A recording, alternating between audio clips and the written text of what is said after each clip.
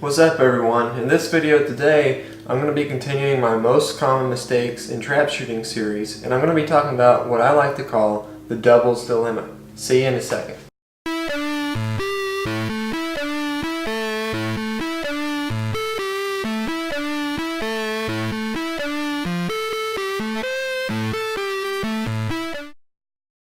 Alright, so I talked about this concept a little bit in my Doubles the Basics video number 1. I'll link that video for you at the end of this video.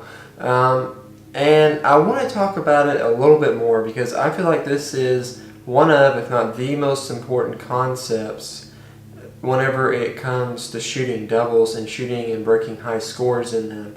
And that's picking out how fast you want to break the first target. This is what I call the doubles dilemma because people can tend to be inconsistent, especially if you're a new shooter. You may be scratching your head. How do I know how fast I need to shoot the first target? And how fast you shoot the first target really translates into how fast you're going to shoot the second target. You know, if you're shooting both of them fast, and that's what I called in the first video, the Doubles the Basics series, the machine gun syndrome, and that's because you're going bang bang so fast that it sounds like a machine gun. But you want to be consistent. So here's what I'm thinking about whenever I go up to the line and I'm going to pick out how fast I'm going to break that target. Number one, how fast is the wind blowing? What direction is it coming from? So if you have a north wind coming in your face, then I'm actually going to slow down how fast I shoot that first target. Now, a lot of people speed up in the wind, and I've never been a big fan of that. Actually, even if I have a south wind, I'm not going to go slow, but I'm going to keep my timing on that first target right around the normal speed for me because, frankly, you got to have the ability to go down and break the target whenever it's going down. If that wind's coming from the south, then that's really going to be your best bet because there is a limit to how fast you can actually shoot the second target. So if you have the ability to shoot whenever that second target is going down and it's not always peaking, or it's not a perfect target. I'm not saying shoot it like right when it's before the ground, but whenever it's maybe just slightly after the peak. If you have the ability to do that, then that's going to help your double shooting tremendously because you're going to be able to maintain consistency whenever you're shooting in poor conditions, which is wind coming from the south, north, or even the east or west for that matter. But I'm going to pick my whole point based on those wind variations. So one thing that people don't think of a lot, I know I didn't whenever I was first starting shooting, is having a north wind in your face can actually be a bit of an advantage because it's going to give you more time to get over that second target. Now what that means is I can simply take more time to shoot the first target. Whenever you walk up to the round of competition and you're shooting 100 targets in doubles, 50 of them are going to be first, 50 second, you expect to break all 50 of the first target.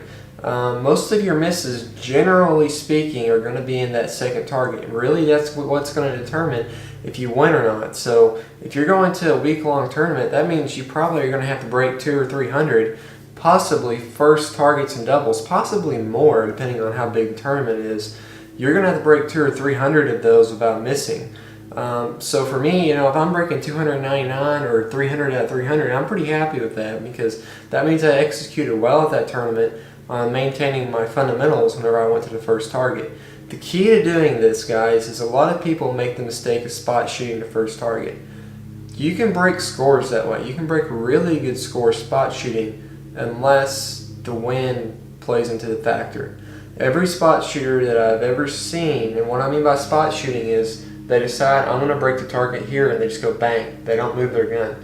Every spot shooter that I've ever seen, they have a hard time whenever that wind comes up. They have a hard time adjusting to that because they have no movement going into the first target and it throws them off.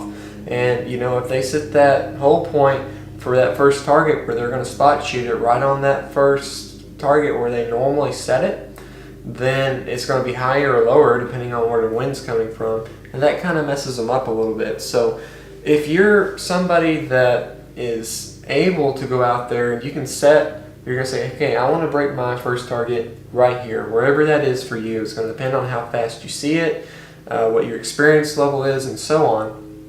And I'm going to lower my gun a little bit where I have a little bit more of a natural move. So for me, I want to break that first target right whenever I see it clearly. That's when I want to pull the trigger, just bang right then. And so in singles, for me, I break it when I see it clearly and then just a little bit afterwards. So I take a little bit of a pause, if you will, there to make sure I'm really locked on. And in caps, that pause, it gets a lot longer because, you know, shooting from long yardage, you have to give yourself a little bit more time to see the target. And obviously, if you're shooting in cloudy or dark conditions, you may want to take a little bit longer as well. But right whenever I see that target clearly in doubles, I'm going to take advantage of that and just go bang. Now, like I said, if I'm shooting in a north wind, I'll slow that down a little bit because, you know, I can increase my chances of breaking that first target the slower that I can shoot it. The more time that I have to see the target before it peaks. Now, I'm not saying that you want to shoot it, you know, when it's right on the ground. I'm talking about before it peaks. The most time that I can take advantage of seeing a target before it peaks, the higher I feel that my chances are that I'm going to be able to break that target. Now, like I said, in doubles is really the only discipline that you really have to have the ability on that second target to go down and get it. Now, like I said earlier, you have to have the ability in doubles, not really in singles and caps, but doubles you have to have the ability to go break the target whenever it's on the downfall. Now, please understand, I'm not saying that this is something that you should try to do on a consistent basis. You want to break it at the peak or a little bit before the peak. You know, how much before is going to depend on how experienced you are, how fast you shoot, how fast you see a target and all that. But you don't want to make a consistent habit of breaking it after that peak on a regular basis. That's going to be something that you want to use whenever it's a really hard south wind and you don't really have that much of a choice. Now, the ability to do this is a product of two things. Number one, it's a product of how consistently fundamentally sound, that's kind of a tongue twister, how consistently fundamentally sound your move is to the target. Are you staying in the gun well? Are you following through? Are you pressing to the target? If you're doing all those things, you're going to have the ability to go down a little bit and get it. And you don't want to have to go down too much. You don't have to go down like all the way to the ground. Just a little bit past the peak is really the most that you want to have to do it. And generally speaking, I can only think of maybe one time in all the times I've shot doubles that I've had to do that, and it was at about a 40-mile-an-hour south wind coming out in my back, and I had to go way down to get that target. But that was a very unusual, very extending circumstance.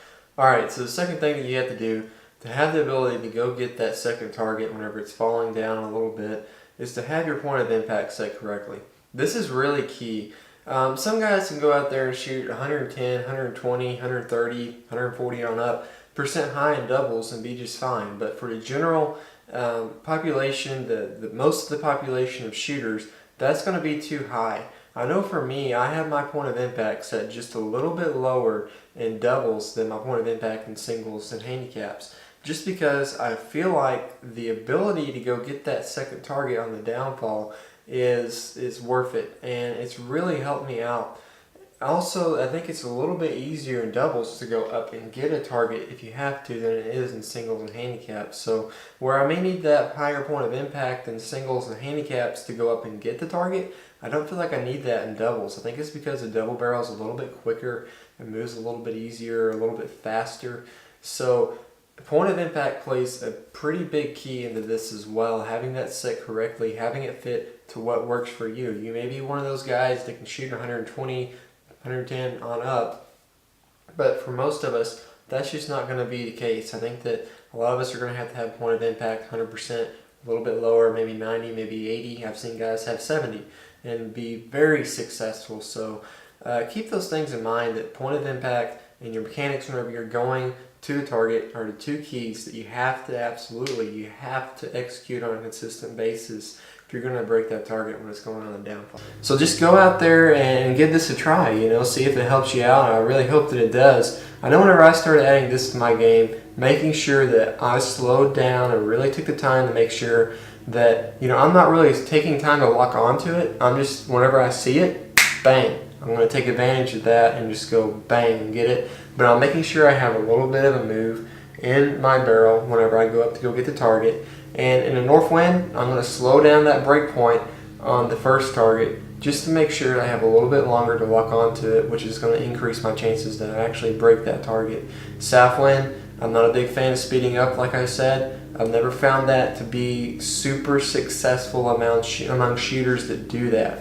There's a few guys that can do it, but not very many in comparison to the number of shooters that actually shoot and break high scores in doubles. You know, most of them just don't speed up that much because you're limiting your ability to see the target, which is in turn going to limit the chance that you have of actually breaking the target because you're just not able to lock on and see it clearly. So thank you guys for watching today. I really appreciate it. If you want to subscribe, you can click here. I appreciate it if you did that. You can also go check out that Doubles the Basics video here. Thank you guys for watching. Have a great rest of your day.